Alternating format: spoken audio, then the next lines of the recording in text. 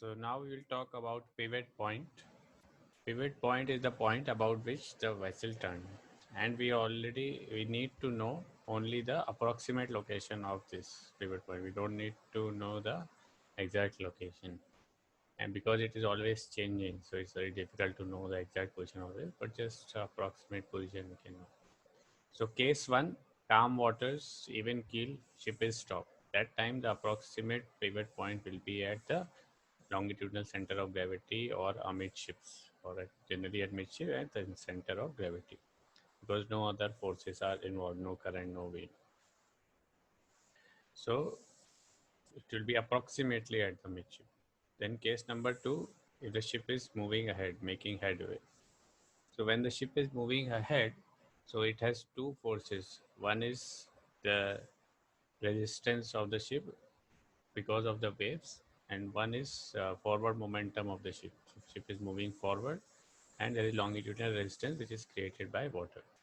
So because of this, what will happen initially, the when you just start the ship, because of the jerk, this pivot point will be at length by 8, and slowly when the forces are balanced, it will settle at L by 4 from the forward. 1/4 of the length from the forward will be the pivot point.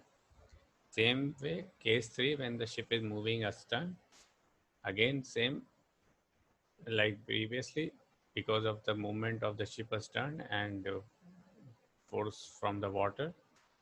Uh, First, it will be L by 8, 1/8 of the length from aft, and then it will settle at 1/4 of the length.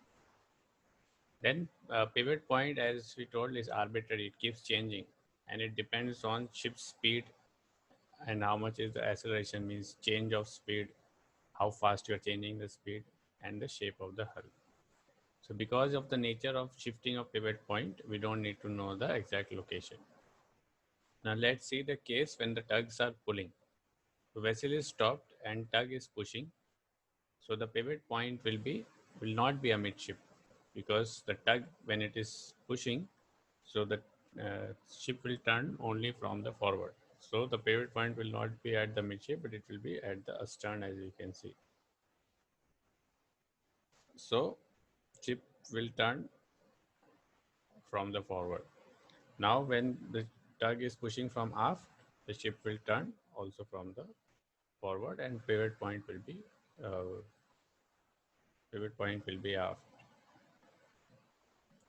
This case, you can see the pivot point is forward and tug is pushing from the aft. The ship will turn from here. This will be maximum turning effect.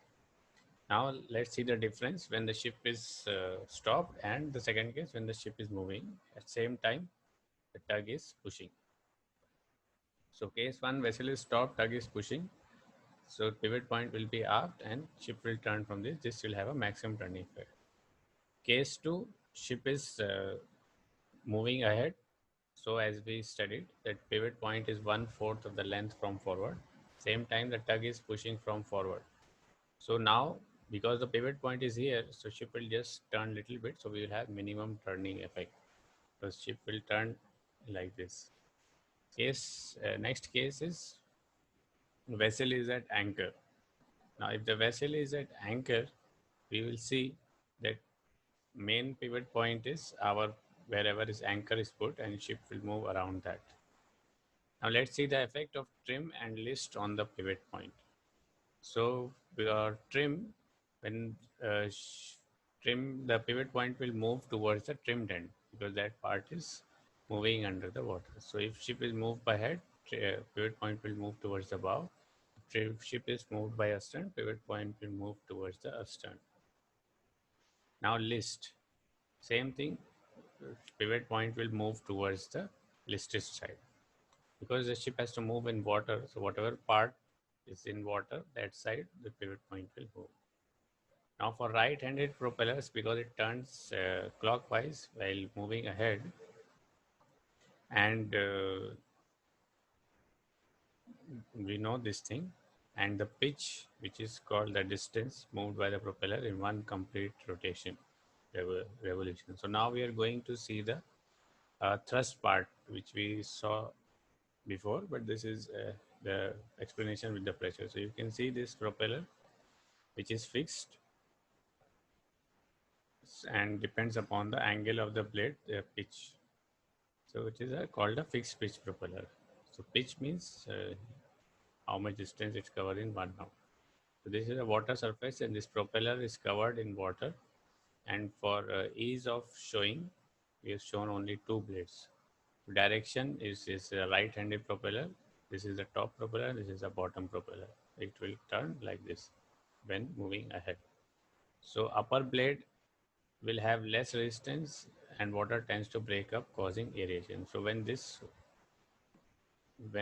these blades are moving, when this blade is going down, it will have less resistance because this is on top, it's going down. But this blade which is going up will have more. ऊपर आने में ज़्यादा ताकत लगेगी, नीचे जाने में कम ताकत लगेगी. तो इसको ज़्यादा ताकत लग रही है, ऊपर जाने में इसको कम ताकत लग रही है. So because of that resistance, so total resistance is R2 - 1, जो एक इस पूरे प्रोपेलर या शाफ्ट पे लग रहा है.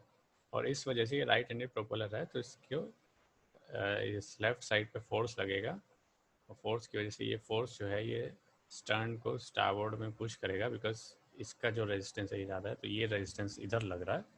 लेफ्ट साइड पे रेजिस्टेंस फोर्स लगेगा और ये स्टर्न को स्टारबोर्ड में और बाव को पोर्ट में मूव करेगा. So stern is going starboard. So transverse thrust means water force acting on the propeller blades will have longitudinal athwartship components. Athwartship component on the water force acting on the propeller blades, effect of transverse thrust while moving ahead and astern. So all this we have already discussed. And opposite will happen when you have left, like when the ship is moving astern, the propeller will rotate on the left side, and same transfer thrust will be on the starboard side or right, which will cause the stern to move towards the port and bow to move towards the starboard. So if it is confusing, just remember whenever pilot is coming or something, we say that bow cants to starboard when ship is moving astern, or normally right ahead in a head movement, bow cants to port. But generally in a head, because the speed is more and good steering is there, so it's almost negligible. Mainly we are concerned when the ship is moving astern. So helical discharge is moving like a wave from the water, and there will be lot of pressure. The helic is passing like a spiral from the propeller.